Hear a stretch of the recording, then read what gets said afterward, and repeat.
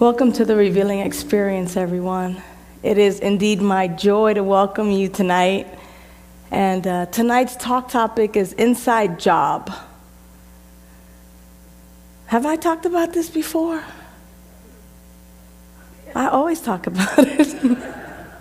I always talk about how it's an inside job and how we get to do and how we get to live and develop this relationship with a God of our own understanding, that we get to talk to God, that we get to commune in spirit, tabernacle in spirit, and we have the opportunity to build a relationship with the invisible, and that this power and presence is so available to us, so rich, so deep,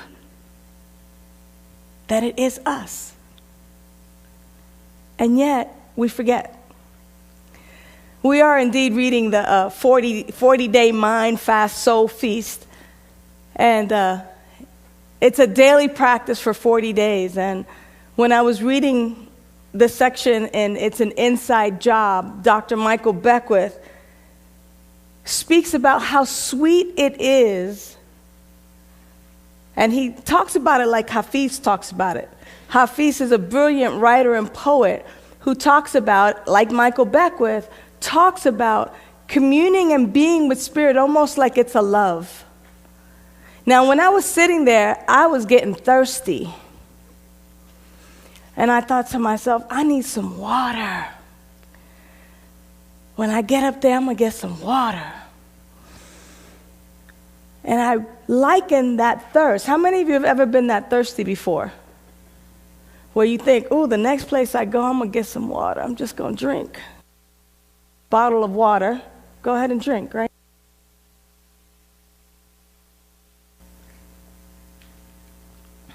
And if you don't have water, but you know what it's like, that is how we get to love spirit, yearn for spirit, commune with spirit, like being thirsty.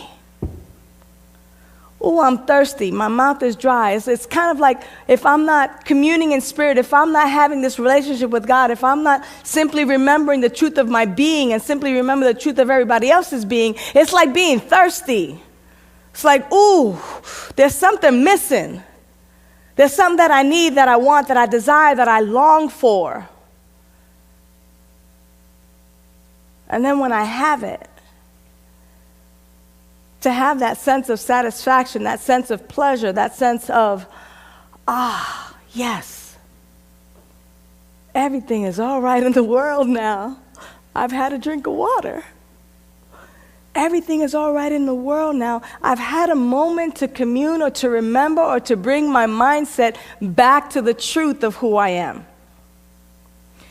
And the thing is that society kind of has it set up, and I don't really know who society is, right? But the world of effects, the outer world, would have it so set up that we are distracted from the truth of who we are. It will have us thinking and believing that God is outside of us, or that next pill, that next thrill, that next car, that next house, that next person is the answer to all of our living problems. And the funny thing is that sometimes we buy into it. Girl, have you tried the new fad? Have you tried this? It is the bee's knees. It just makes me look so slim and slender. And, we go on and on and on about how this product or how this thing outside of us really makes us the bomb. And yet, what really makes us the bomb is what's on the inside.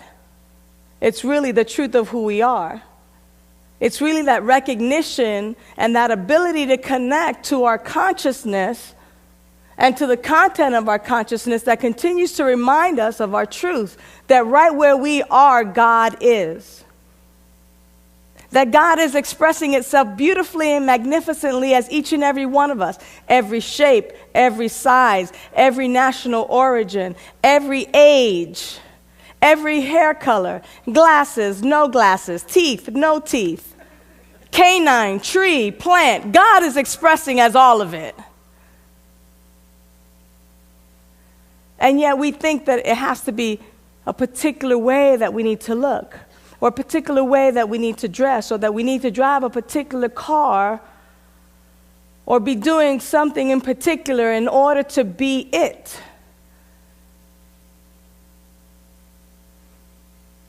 And what we get to remember when we come to spiritual community is that right where we are, it is perfect.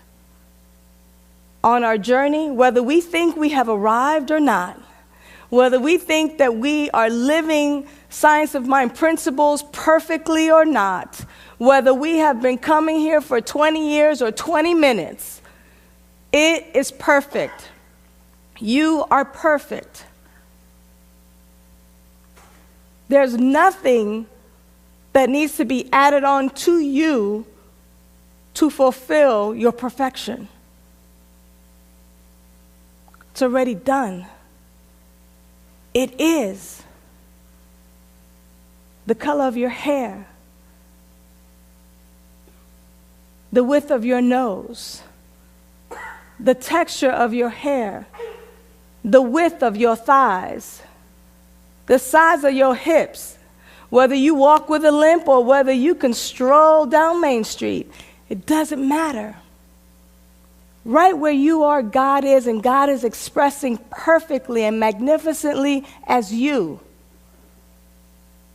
What we get to do is catch up with that idea. We get to catch up with that idea. Because to the degree that we know that our life is the life of God, it is to that degree that we really get to experience the fullness of life. That we really get to have deep and meaningful relationships. That we really get to cultivate and live from a place of love, of joy, of peace, of happiness. A place of abundance, a place of harmony, and a place of power. Being rooted in this truth. We get to live from a place of power. Now, that power is not a power like the guy David was reading about, where people fear you, but that place of power of, I know that that which I speak is already being made manifest. And the inside job is that we get to stop looking on the outside of us for these answers and begin to develop a manner of living that takes us on the inside. You know, Emma Curtis Hopkins is wonderful because her writings are so steeped in truth. I think we might do some Emma Curtis Hopkins next month. Yeah? Yeah. All right then. You got it. You got it. Emma says, what is the good that you want? What is the good that you want? Speak it, declare it. What is it? So that it might be made manifest. In order for me to know what it is that I want, I got to shut up and go within. Quiet. Go within. What is it that I really want? What are the experiences that I want to have in this particular phase of my life? What is it that I want to be known as? What is it that I want to share? And for me to know what that is means that I've spent some time in the quiet, that I have pretty much closed the shades to the outside world and have gone within. And when we do that, the practice of simply doing that symbolizes I'm ready to know my truth. Whether it's what I want, whether I'm ready to know that God is living in, through, and as me, whether it's that I'm ready to begin to clear away all of the debris, all of the trash, all of the dirt that I've collected on the outskirts, all of the messages that I've gotten out there that say that I'm no good, that I'm never going to amount to anything, all of the messages that, continue to tell you, you can't, you got to work your way to the top, you're not good enough yet, you're not pretty enough, you're not this enough, you're not that enough, you're too young, you're too old. When we close the curtains, we get to go within, and we get to begin to just bring those things out and go, oh yeah, that's not the truth, that's not the truth, that's not the truth. Let me get rid of that, because that's not the truth of who I am. See, there's nobody, we have practitioners, and certainly they are available to us all the time. And they model for us, and they teach us exactly what it is that we're here to do. But I can guarantee you that we don't have what we call, or what I call, a spiritual housekeeper who's going to come within you and clear away the debris. No. You get to do that. I don't care how much money you pay. There is no one qualified outside of you to be your spiritual housekeeper, to dust away the cobwebs of your mind, to clear away that debris that's just been stacking up. As I think about it and I look around out there, I think I see some hoarders. Y'all have just been letting that stuff pile up and pile up and pile up and piling up. It's okay here. It's okay. It's time for intervention. You can let go of that stuff. It no longer serves you. It is not the truth of who you are. We can begin to release that baggage, that old stuff that continues to keep us bound into the misperception that somehow God is out there and we are here. We can begin to release and let go of the baggage and the stuff that has accumulated that continues to anchor us in this place of, oh, but I can't. The minute you let go of that, you can step into, but yes, I can, because right where I am, God is. And God and I are one. God and I is the majority. That's where the power and presence is. Stepping into that truth about who we are. It's not about being conceited, or look what I've got, or look at all the toys that I've accumulated. It's not about any of that. As much as it's about recognizing who we are. Communing in spirit, feeling thirsty for prayer and meditation, feeling thirsty for a visioning practice, feeling thirsty to simply commune in sacred service as we are of service to others, feeling thirsty and hungry to know that life that God is, we are, to sit at the table and to simply take it in, to be so full of that knowledge, full of that knowing, full of that feeling and that sense that, yes, God is right here. Ernest Holmes talks a little bit about that. It's lovely what he says here in the Science of Mind book, page 233.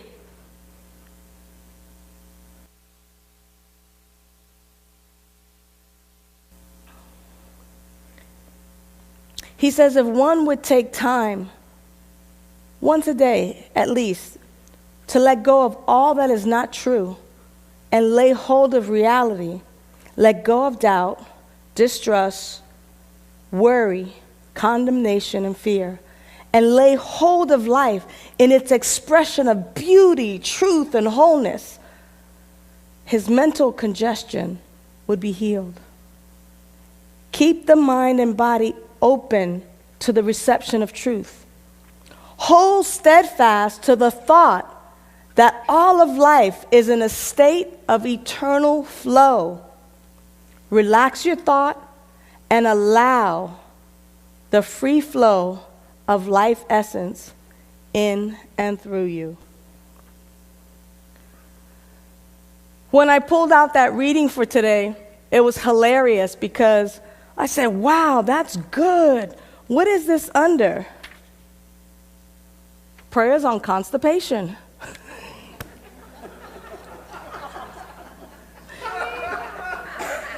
I'll let that sink in for a little bit. So if you're full of it, let it go. If you're backed up with that stuff that just keeps you clogged and keeps you not moving, take time at least once a day. Let go, release. Even sing the song, I release and I let go. Release that stuff that no longer serves you.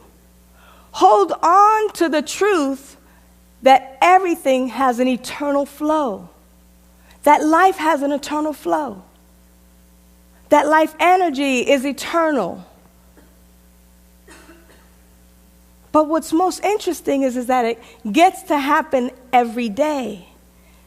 That it gets to happen several times a day. That we get thirsty so often that we want to quench that thirst over and over again for spirit. So try this week. Some of you have great meditation practices, great prayer practices.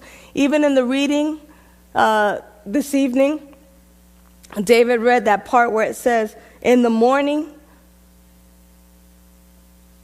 before you get out of bed, be in harmony with all of life as God would have it. God is harmony.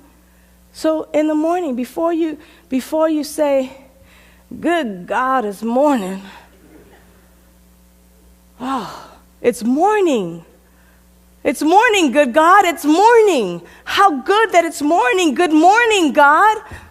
I'm in harmony with all things. Everything today is working in divine order. My life is that life that God is. Then get up out of bed or meditate if you have your practice. And then find any little moment, whether you're walking from one part of the house to the other part of the house, and use that few steps to just simply begin to get rid of what you don't want. To just be in this mental practice of clearing out the content of your consciousness and simply replacing it with that which is the truth. Out with whatever is no good. That stuff probably has an expiration date, all those old thoughts and ideas that no longer serve you. They probably do. And replace it. Replace it with the truth of who you are.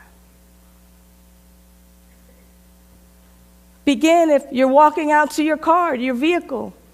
Use that moment right there just to remind yourself. If you find yourself walking anywhere, from here to the line, from here out to your car, begin to use those walking moments and those waking moments to quench your thirst, or to develop the thirst, or to develop a practice that is for your good. I'm not telling you something that, is not going to be any good for you. I mean, the bottom line is, no matter how great our spiritual practice is, there's always an opportunity for us to know our life as the life of God even more than we did before. Oh, my goodness. If I take the time every day to, as I'm walking someplace, from one place to another, to simply use that walking time as a time where I'm using my steps to remind me of my truth. Wow. How amazing is that? And how anchored would we be in our truth if that was our practice? It's an inside job. There's no spiritual housekeeper that's going to help clear away and make it all pristine for you. We get to do that. We get to do that if we want the benefits that come from it. And the benefits that come from it are richer living, more peaceful living, harmonious life, joy beyond what we currently know it to be.